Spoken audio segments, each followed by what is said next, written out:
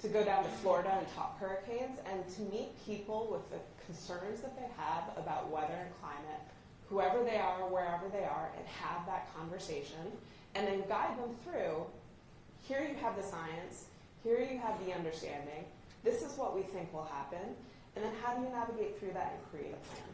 And it's all about readiness. And I take that with me now going to talk to companies about what are the facts, what's the science, what's unknown, and how do you make decisions despite that unknown of what to do next? And I would think for a lot of companies, this was not something they really was top of mind when it comes to their businesses, their clients, their employees' safety, things like that. But I would imagine more and more companies now have to have this as part of a robust environment in their own company.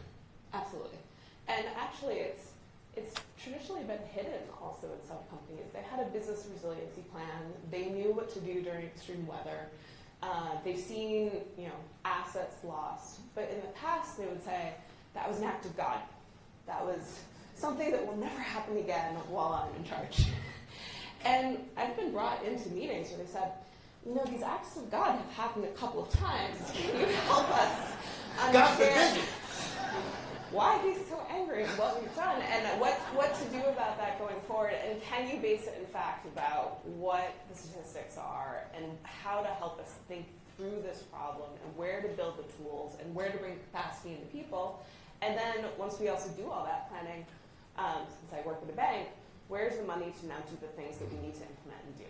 And that's why I love working at the bank right now, is that I get to help talk through all the problems, and then I get to be there on the solution side as well. Do you find more and more businesses, because when I've been doing stories, I find that a number of businesses are using the model they have for their business, but also then kind of pushing that out to their communities as well? Yeah.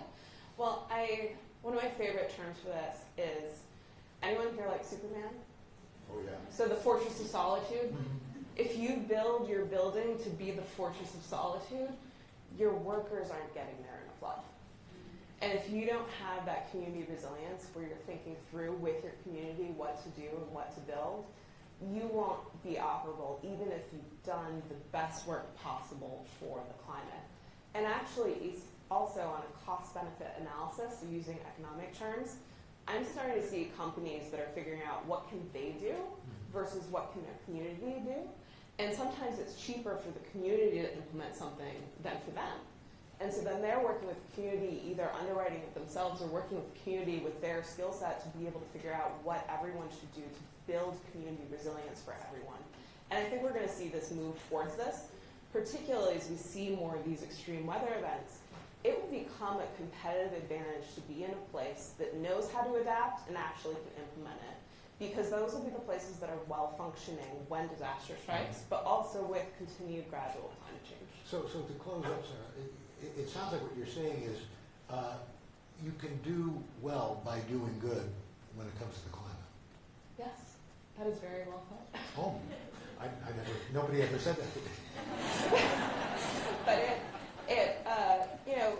you have a lot more options when you think about things in advance than when you're dealing with a weather disaster and you're in crisis mode and you're trying to do whatever you can and whatever you have off the shelf. And so advanced strategic planning can be done and can be implemented, and also it's often cheaper if you do it before the disaster when you're in crisis mode. And so that's the advice that I give to everyone is, let's have some climate intuition, which is how I branded what I write about. Let's think about these issues in advance the way we do about anything else, and then let's have our implementation strategy. Well, thank you so much, Sarah. We appreciate everything you're doing there at JP Morgan, and thank you for bringing science to the equation. We really appreciate it. Thank you.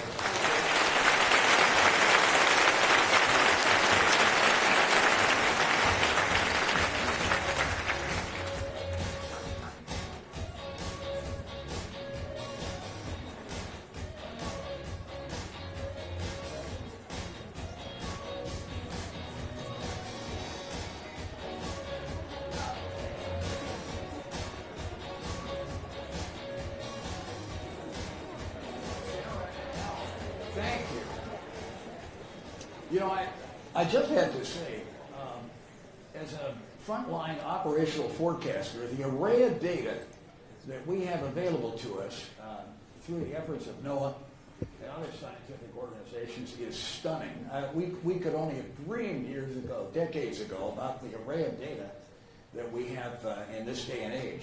And I'll tell you one thing that underscores the absolute essential nature of government investment in research.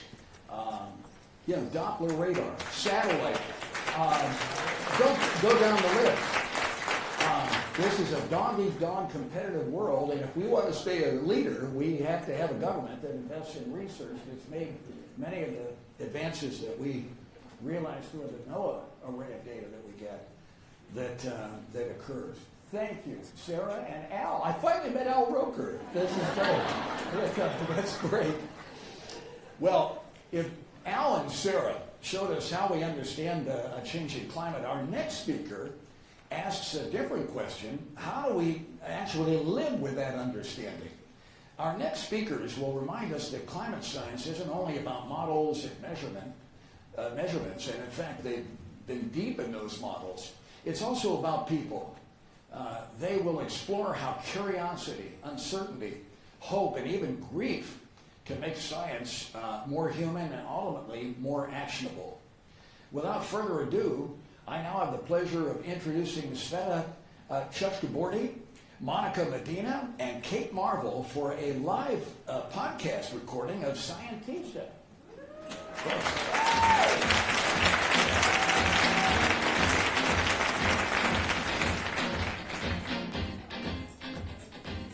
Hello, everyone. Welcome to a live recording of the Scientista podcast here at Aspen Ideas Climate. We are so thrilled to bring Scientista to you live from this stage. Normally this is a recording that we push out through wherever you listen to podcasts, so this will be available, but you get to hear it here first. So here at Scientista, we have conversations with leaders, cultural figures, change makers, all of whom are bringing real-world evidence and science to real-world impact. I'm one of your hosts, Dr. Sveta Chuchkaborty. And I'm Monica Medina, the former Assistant Secretary of State for Oceans, Environment, and Science, and another NOAA alum. Got to work with Sarah, which was really fun. So we're excited to be here today. And so today, we are thrilled to be recording live in the Windy City with one of our favorite, because there's so many, astrophysicists turned climate scientists. I mean, if you can name more than one, we're all in the right room. Kate Marvel, and yes, that's her real name. Kate is one of the most trusted science voices today. She led the Climate Trends chapter in the U.S. 5th National Climate Assessment. She's given a TED Talk, which you all need to check out if you haven't yet. And she's appeared on Meet the Press and their Ezra Klein show. She's even testified before Congress. And Kate has coined a term that I think we all now sort of understand and appreciate, which is that the Earth is the best planet, the only good planet. And so we're going to talk about her work on this. Not only her scenarios, let's talk about what's going to happen in the future, but also how should we feel about it? And how do we deal with all of the emotions that it's causing in all of us? So, here we go. Let's dive in. We always start, Kate, with a story about people's personal journey. How did they get there? And yours must be fascinating because you've been an astrophysicist, a climate scientist now, and communicator, and a storyteller and author. So tell us about, and I'll use this term because everyone's seen this movie now, tell us about your odyssey. How did you get to be... Wait, no spoilers. Not everyone's seen it. Hopefully it won't be as long as the poem. But anyway, tell us about how you got here. Sure, yeah. So I have a fairly unconventional background where I actually started out hating science. When I was in high school, I didn't see the point of physics because you go to science class and you learn about the fascinating subject of balls rolling down an inclined plane. And sometimes you learn about balls rolling down an inclined plane with friction. And I did not understand how anybody could possibly be interested in the ball rolling down an inclined plane. Or when you got that, you progress to projectiles, people shooting stuff. And I found it very boring. And then in college, I took Astronomy 101. And I was like, oh my God, this is physics? Like, why didn't anybody tell me this? And so I switched my major. I majored in astrophysics and physics. And then I went to graduate school. And my PhD is actually on the probability that we live in a bubble of multiverse nucleated through a quantum tunneling event from another universe. Turns out that is not really a competitive advantage in the job market. This is why I love our podcast. We learn about things like this. But I wanted to do something more useful, more relevant. And the thing about being a cosmologist, the thing about studying the entire universe, is you realize that most of it is garbage. This is the only good planet, as you mentioned, and so I became an Earth supremacist, and I made no apologies for that. Only time that term is appropriate. And so I became a climate scientist, and I use my physics background to study the Earth, to study how it was, how it is now, and how it might be in the future. Very cool. Amazing. What Al just said about Sarah, thanking her for bringing science into the equation. This is what we do at Scientista. We bring science to the forefront and we highlight women-led science, decisions, policy making, implementation. And so thank you, Sarah, for the work you do. She did a podcast with us too. Please check that one out. And Kate, this is your podcast with us. So for those who might not have heard you speak before about climate science and what's happening, the reality of the science that we are experiencing in real time, can you share with our audience? Because I've heard it. I've heard your podcast. I've heard you take down climate deniers. Give this audience and those that are going to be tuning in from around the world a little teaser of how you communicate climate. Sure. So the way that I would describe the current moment is that the problems are getting worse, but the solutions are getting better. The problems are getting worse because the Earth is getting warmer, and we know exactly why that is. Something that always blows my mind is that if the Earth were just a bare rock receiving energy from the sun and radiating it back out into space, none of us would exist because the Earth's temperature would be well below freezing. It would not be able to support life as we know it. The reason that the Earth's temperature is a pretty comfortable 60 degrees Fahrenheit on average is because of the atmosphere. And specifically because a very, very, very small part of the atmosphere, less than 1/3%, is naturally occurring greenhouse gases, naturally occurring CO2. And that tiny, tiny, tiny trace amount of greenhouse gas in the atmosphere is potent enough to raise our temperature to 60 degrees Fahrenheit. So we exist only because the sky does. And can you imagine what happens when we increase carbon dioxide concentrations by 50%? We don't have to imagine because it's happening. Pulling on a lot of blankets. And when we think about climate change, a lot of times we talk about the global average temperature. And nobody cares about the global average temperature because nobody lives in the global average. But when you think about all of the energy that we are injecting into the Earth system, we are changing the reality. We are changing the world. We know that as it gets hotter, we see more and more widespread and more severe heat waves. We know that warm water is hurricane food, so we're seeing stronger hurricanes. We know that warm air holds more water vapor, and that's why we're seeing these downpours. We're getting things dumped on our heads. But at the same time, warm air is thirstier air, so it's driving more evaporation from the surface and elevating drought risk. We know that as the Earth gets warmer, we're looking at more fire weather, more of those hot, dry conditions that are conducive to fires. We know that as it gets hotter, ice that's on land is melting, and also the ocean itself is expanding as it gets hotter, and that leads to sea level rise. So all of these things are making the problems worse. Thank you for mentioning drought too, by the way, because sometimes people forget that climate events are not just that flash flood or that hurricane. It's the long, drawn-out, really very devastating events like drought that dry us out. And we won't have food, we won't have water. That is invisible, right? That Right. doesn't have necessarily those pictures that you see of Those devastation. boom But, moments. right. How clear was Kate's explanation just now, right? Going forward, download that and just press play for anyone that might be confused. My gosh, thank you for speaking so clearly on it. So you have a new book, check this out too. It's called Human Nature, 9 Ways to Feel About Our Changing Planet, which Scientific American has said is the best book of the year. So awesome, congrats on that. And your approach to this is to take 9 different emotions. I'm going to make sure I say them all.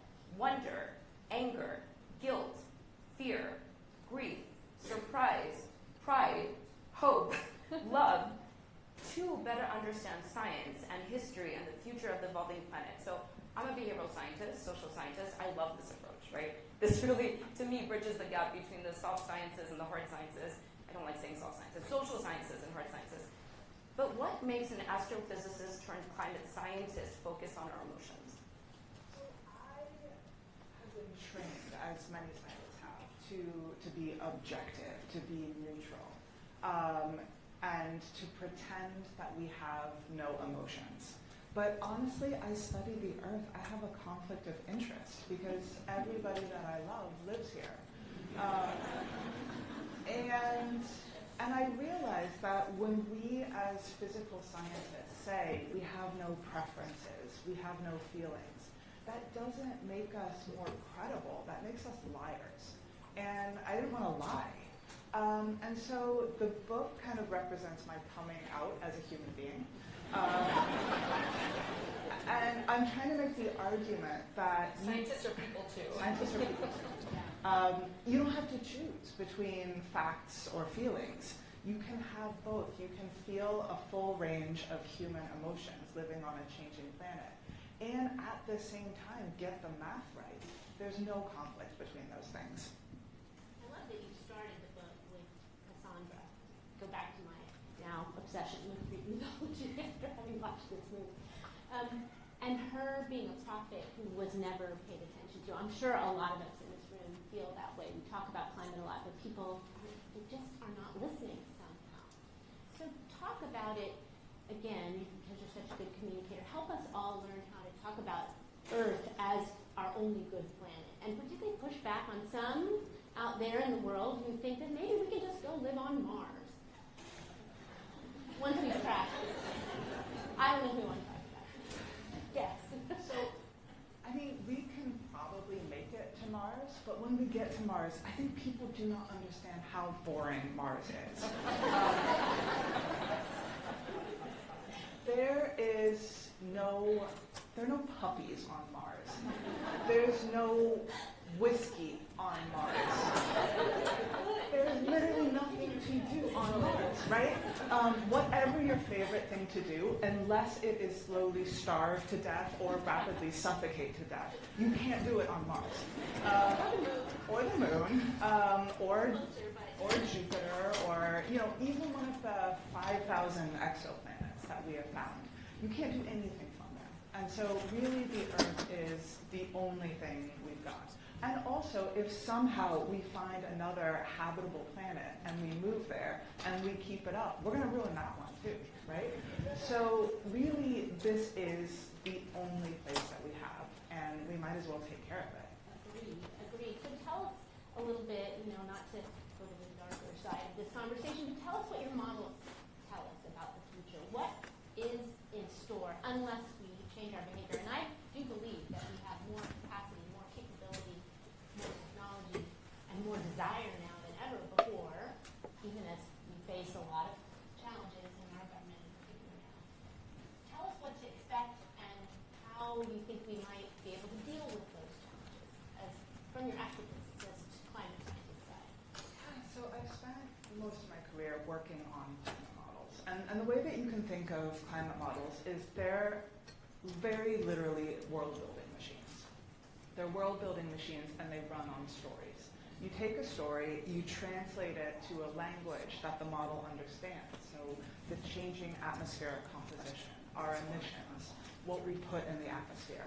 That is a language that the model can understand, and the model will give you the world.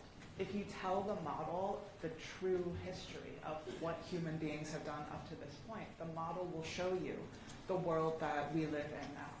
And I'm sure you guys are really used to people being pedantic on your science podcast.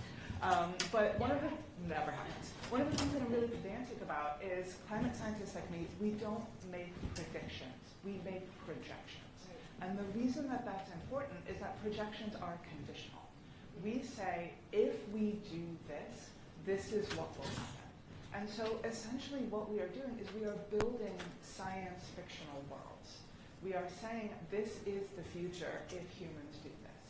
So if humans continue putting carbon dioxide, putting methane, putting nitrous oxide and fluorinated gases into the atmosphere like it was this infinite garbage dump, then we are going to see a hotter, more terrifying future. But that is just a projection. That is conditional on what we do. If we choose to advance the climate solutions that we already have, if we choose to do more, then we can stabilize the climate. One of the things that does blow my mind that is emerging from the recent science is that we can stop this anytime we want. Our best guess for the warming that's in the pipeline, if we were to stop emitting carbon dioxide tomorrow. Because we baked some in already. No. No? Zero. Oh, tell me why. I really want to know. So okay, I'm gonna get in the weeds here. So as carbon dioxide piles up in the atmosphere, we do have some warming that seems like it's in the pipeline because the ocean is heating up, and the ocean takes a very, very, very long time to get the message. Exactly. But at the same time, the biosphere, the other things that we share the planet with, stuff that photosynthesizes, that is helping us out. And if we stop emitting carbon dioxide and we don't put more in the atmosphere, then the biosphere, the plants, the phytoplankton, the stuff that photosynthesizes, which is magic, right? Photosynthesis, total magic. Right. Will take the carbon dioxide out of the air. And our best estimate is that those two things will cancel almost exactly. Wow. I feel like we can get into more of this in the Hope chapter of the book. So I'm going to pivot to talking about you being a woman in science.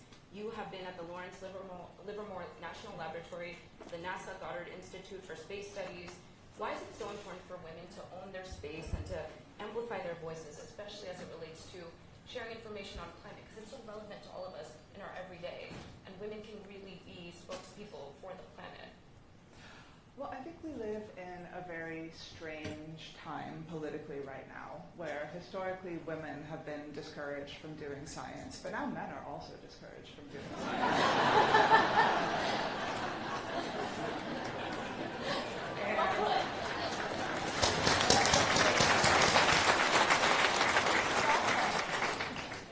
But the way that I think about science, and the reason it's dangerous to authoritarians, the reason it is so vital to democracy, is that it's like journalism, it's like history. It's a way of finding out the truth and telling people about it.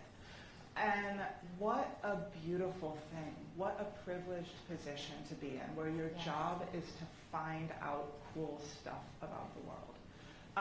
And I think that it's important that we have men doing that. I think it's important that we have women doing that. I think it's important that the group of people who gets to do that be representative of the group of people who live on this planet.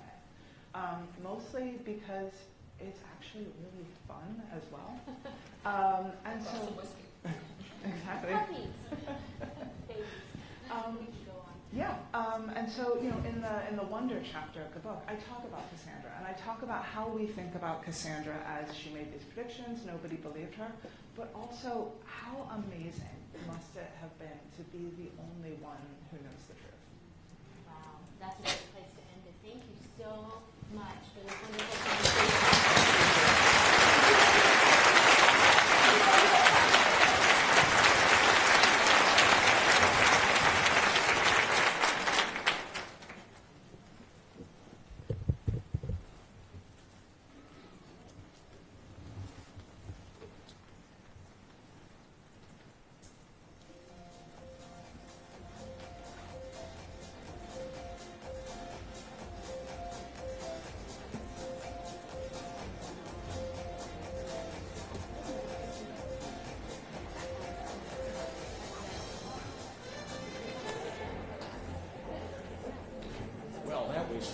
That was absolutely fascinating. A great reminder that climate science isn't just about charts and models. It's about people and what we choose to do with what we know.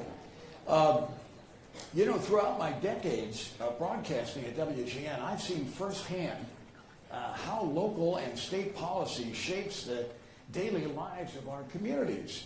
And in recent years, our home state has stepped onto the stage. I've analyzed thousands of weather systems in my lives, but the energy in this room today is truly uplifting, and it's really something. Little change in schedule right here. We have the governor of Illinois here, Governor Pritzker, who, of course, I see the governor there.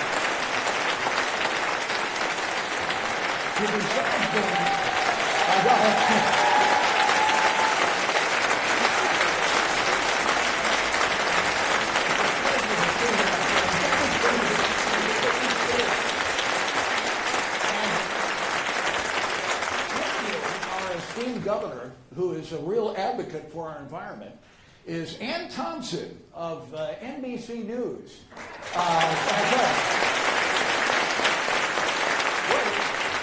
We have NBC well represented here today, and with Al Roker here too. It's a pleasure to meet both of you. Well, the governor I've met before, but Ann, nice to have you here, and you guys are going to have an interesting conversation. We look forward to it. It will be. Ladies and gentlemen, the star of The Bear.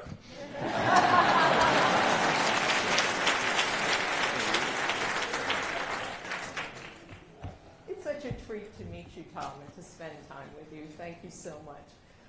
Governor Pritzker, I think one of the things people are thinking about today is how you balance the goals to move to a clean energy economy and still grow the economy. And that's something you tried to do here in Illinois. You've set some really ambitious goals. To have Illinois run on completely clean energy by 2050, to eliminate all fossil fuel plants by 2045. And yet you still want to grow the economy. And you and your wife, Mary, have done that by buying Rivian trucks that are made in Normal, Illinois. Is that true? Just one. Just one. Oh, just one? Not so many, just one. I read that you had a bid on for the SUV, the new SUV, or is that? Any of you who know that the R2 has just come out from Rivian know that you need to sign up and get in line because there's so many people that want them. And so we owned at Rivian the R1, and it's a terrific vehicle, I might add. And so when they said they were going to make the R2, we immediately signed up, and that was like 2 years ago. And we're still waiting, of course, for others, but we're very excited. I think we get a delivery maybe in December. Yeah.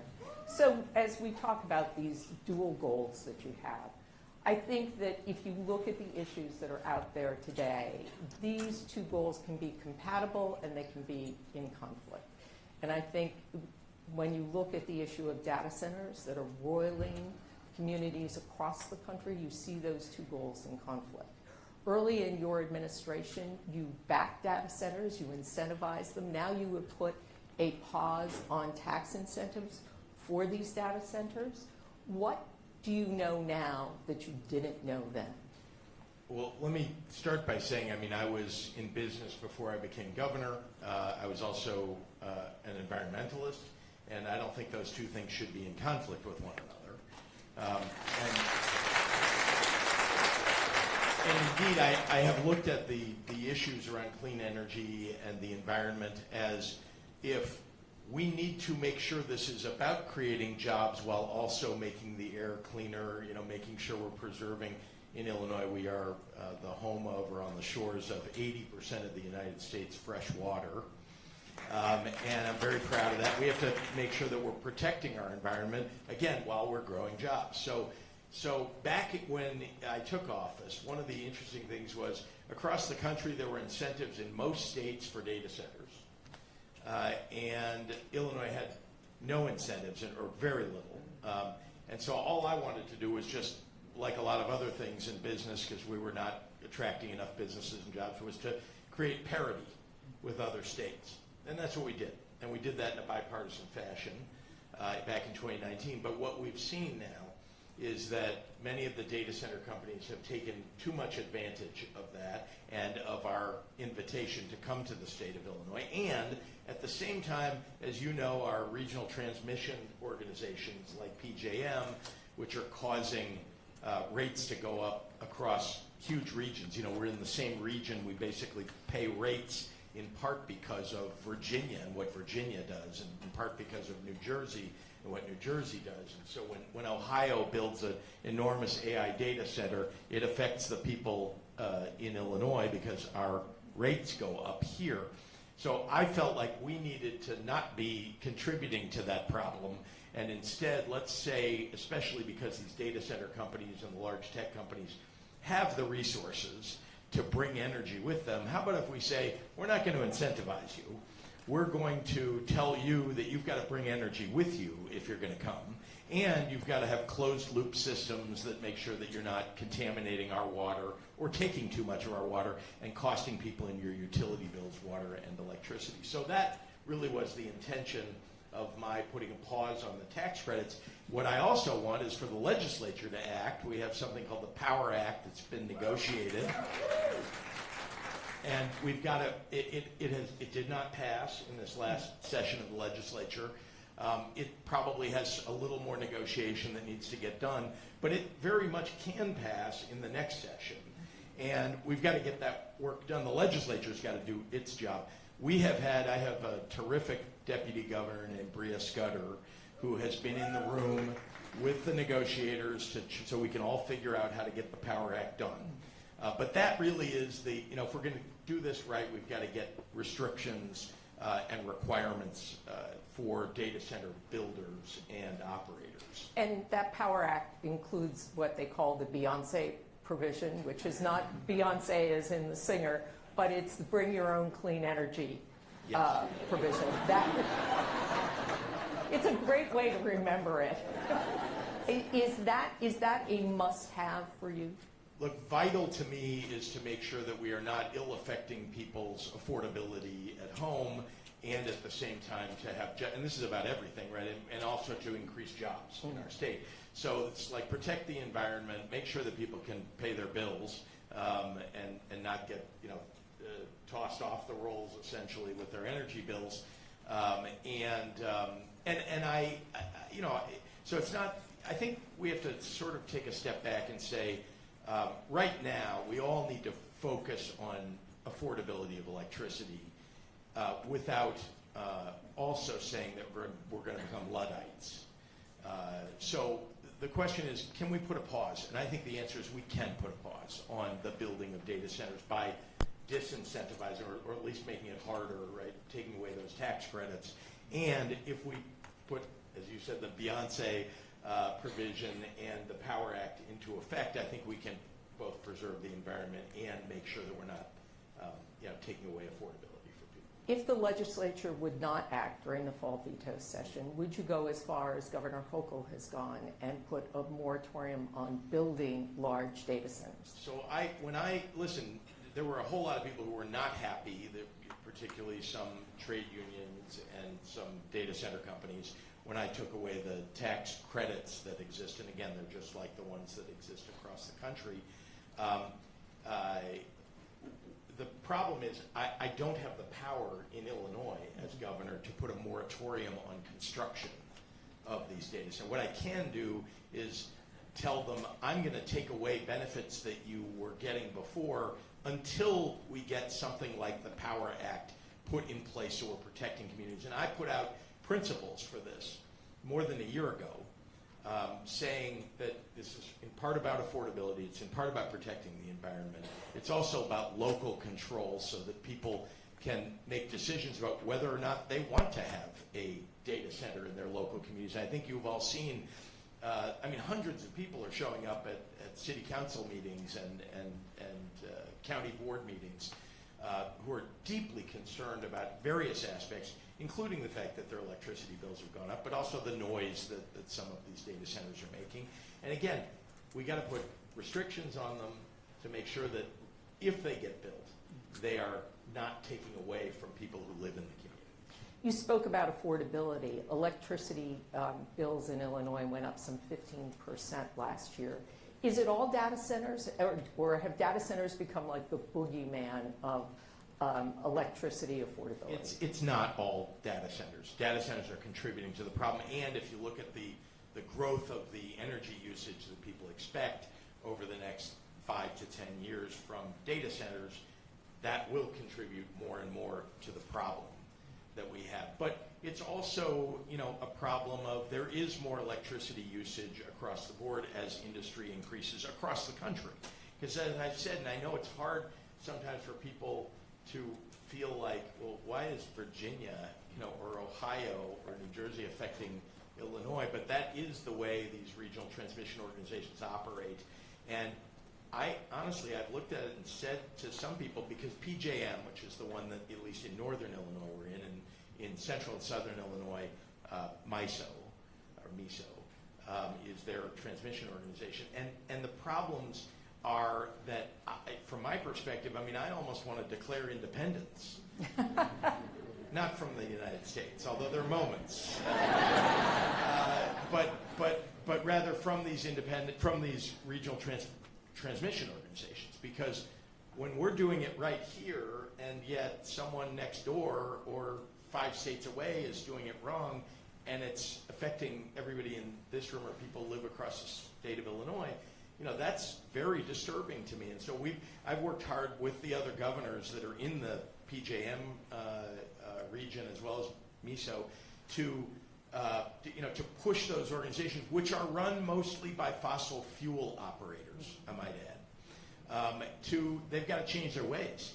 And so I think we've made progress at getting our message across, but they have not changed their ways yet, although they are starting to, lean into our criticism and understand that they're going to have to react. You signed the Clean and Reliable Grid Affordability Act in January. And I think one of the fascinating things about that is that it would lift the moratorium on building large-scale nuclear. I lived in Illinois for 4 years, many years ago. I did not realize that more than half of Illinois' power comes from nuclear. So my question to you is, critics from the same environmental people who support you on other issues say nuclear is not the way to go. What you need to do is invest more in renewables, in wind and solar. How do you convince them, or is that the way you should go as opposed to wait 10 years to build a nuclear power plant? We have to do all of what you just said, and we are. That is why we passed CEJA before we passed SERJA. And we need more wind, we need more solar, we need more nuclear. And I think that last point about nuclear has been a long time coming, I think, for a lot of us, just out of concern. But is nuclear the right answer? And I think given the speed at which the use of electricity is going up and the need for us to increase capacity is going up, we're going to have to address it with some big baseload additions. You say 10 years, I hear you, about a nuclear power plant, but I will say a couple things about Illinois that makes us maybe in a category by ourselves in a positive way for development of nuclear, and that is, number one, when you get rid of the moratorium, which we did, number one, we already have actually at Clinton a licensed piece of property on which you could build a nuclear power plant. So instead of, unlike in other places where they have to go through a very long process, we're actually ready to go to the extent that we can get a company to build a nuclear power plant. And by the way, I put in place with an executive order a process by which we are interviewing and attracting nuclear companies to do just that. How much would that shorten the timeline to build a plant? Probably, again, you're talking about regulatory issues, right?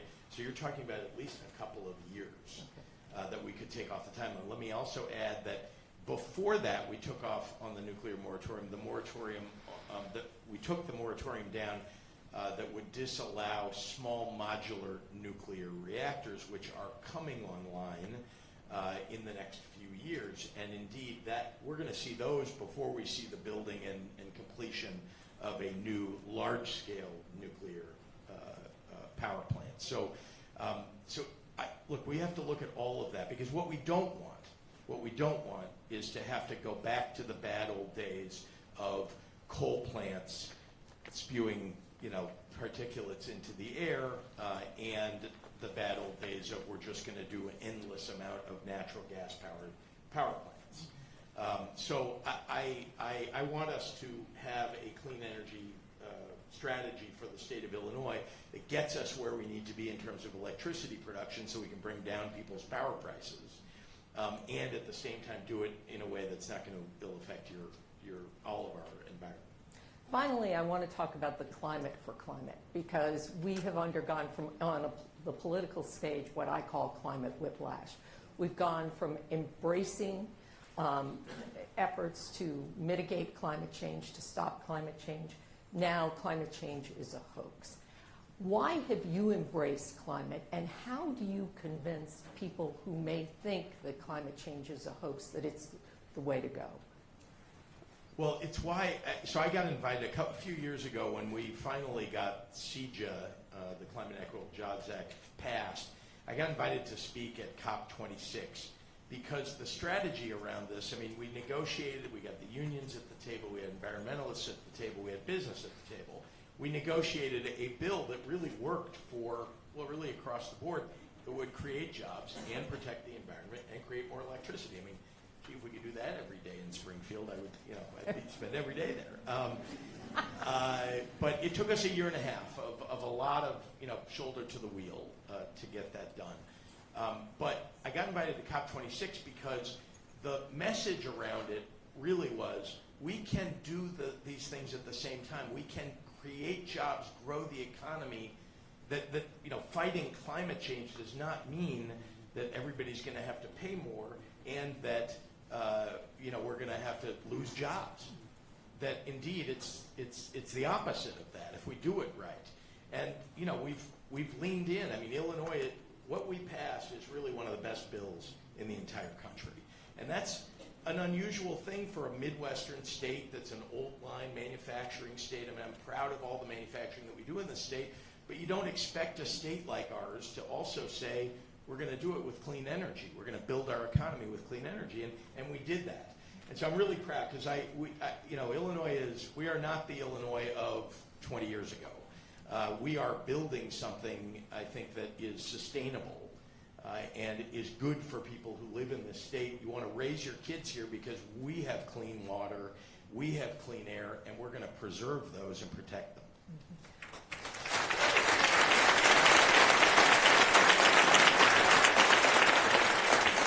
Governor, we have 30 seconds. Give people something to think about as they are here for this climate change. Give them a sentence to think about. Well, it's probably something that's on everybody's mind right now, but I'll say this.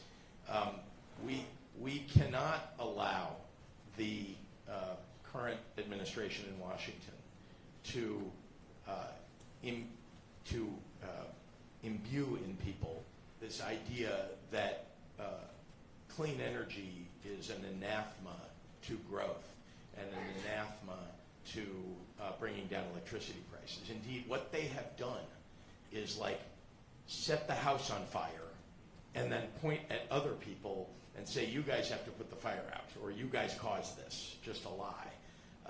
So they really have created this kind of situation where all of the solar and wind that we have been on the way to creating, and we're still doing it in Illinois. We've added lots of gigawatts of energy in the state because of our CEJA and SERJA. But they're taking away incentives for it and basically pointing at, the president thinks that, wind causes whales to go crazy. I don't know where he gets these things. I'm sorry, I'm just going to throw out, once again, there's some dementia going on there. I don't know who to apologize for after saying that, because it's true. But I'll just say that is the thing that I think all of us in this room who care deeply about making sure that we continue in the right direction, that we have to fight together that messaging that's coming out of the administration. And, of course, when the opportunity arises for us to change the policies to make them better, and change them back, but also think even more expansively about how we move toward clean energy faster, that we need to make sure that that's front and center for people to understand across the country. So we want to be a leader here in Illinois, and it's one of the reasons I'm really proud that the Aspen Climate Conference is here, that we feel like Chicago is exactly the home for this conversation. So thank you for having me. Ladies and gentlemen,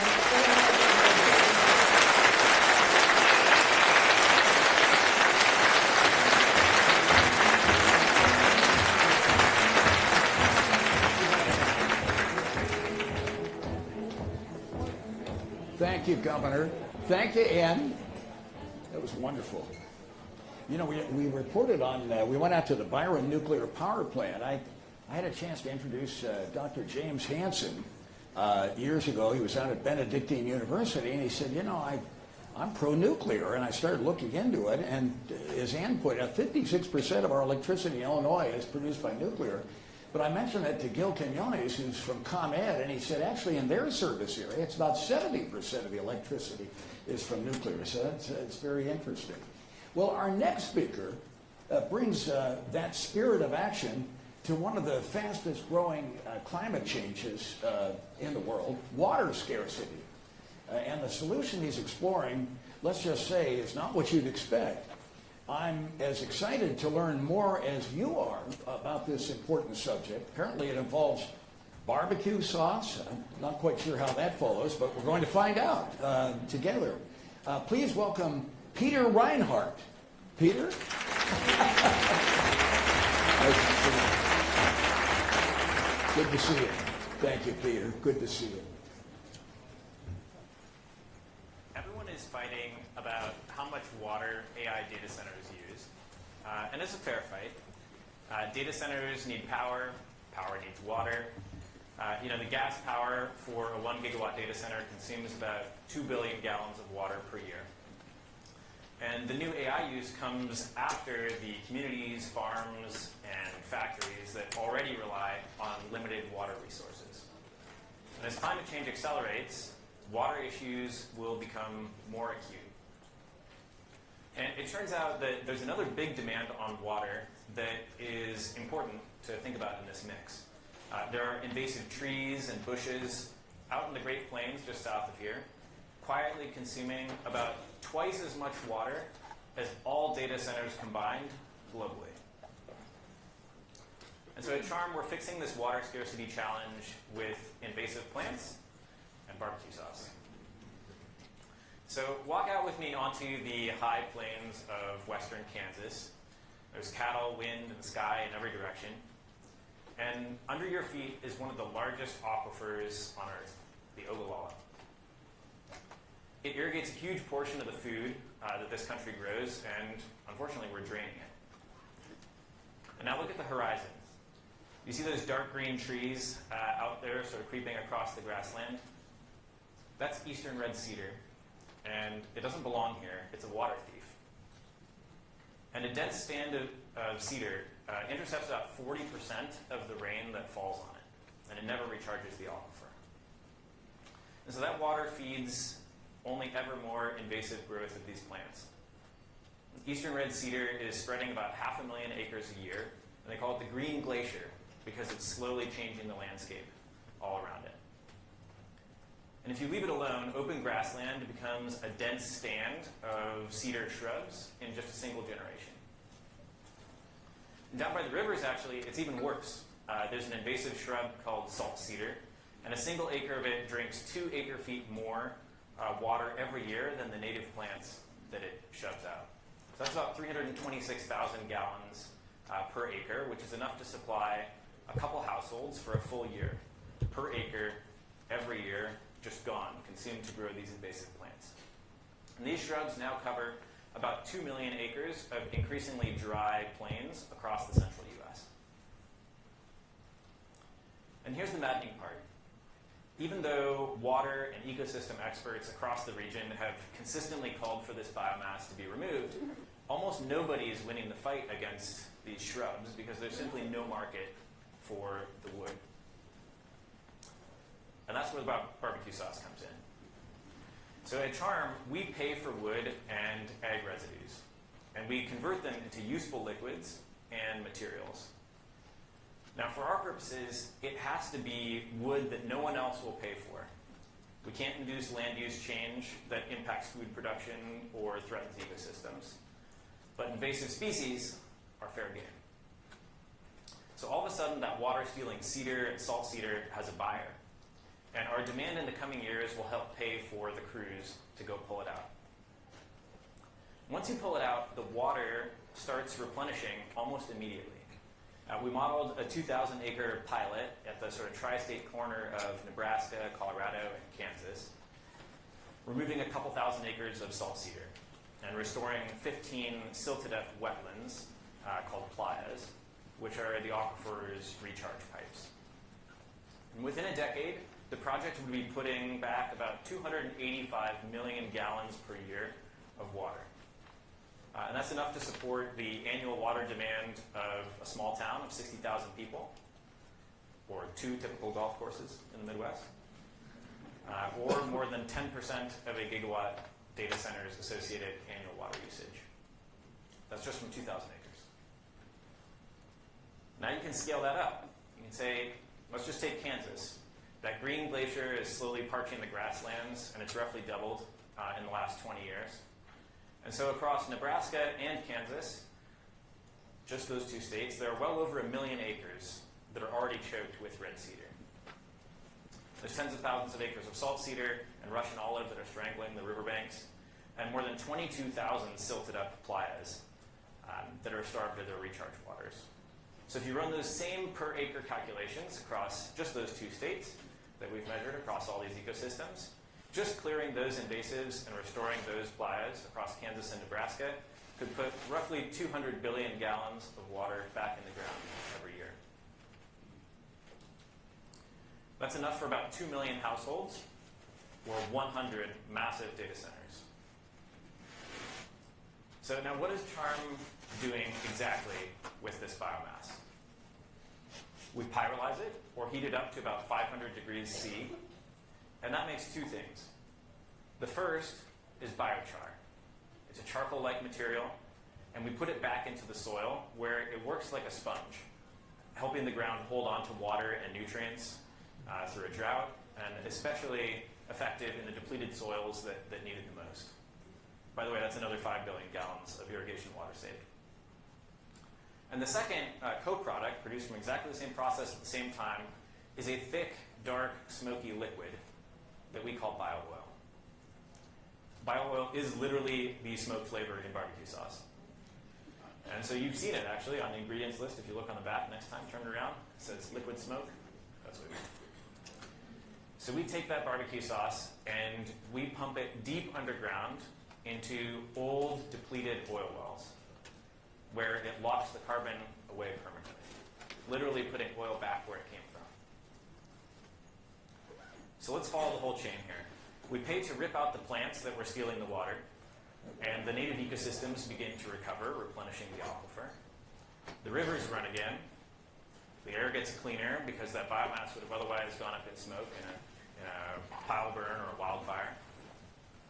The soil holds more water, and the liquid carbon goes underground for good. So the water, the soil, the air, the climate all benefit at once.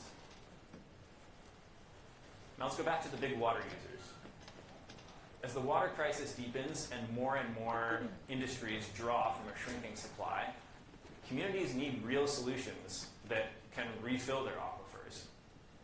And Charm can be one of those solutions, restoring water flow faster than new development needs to take it out. So growth actually can pay communities back instead of costing them. So picture that, a scarce resource made more abundant while supporting new economic development in our communities. I think that's what the governor was just talking about. We've been told that water scarcity is just our future now. That drier rivers, drained aquifers, dried out grasslands, dry and dusty now, a sky full of smoke every summer like we have outside right now. That's just our future, that's inevitable. And I don't buy it. The water didn't disappear. We just let the wrong plants drink it, and we let our wetlands fill with silt.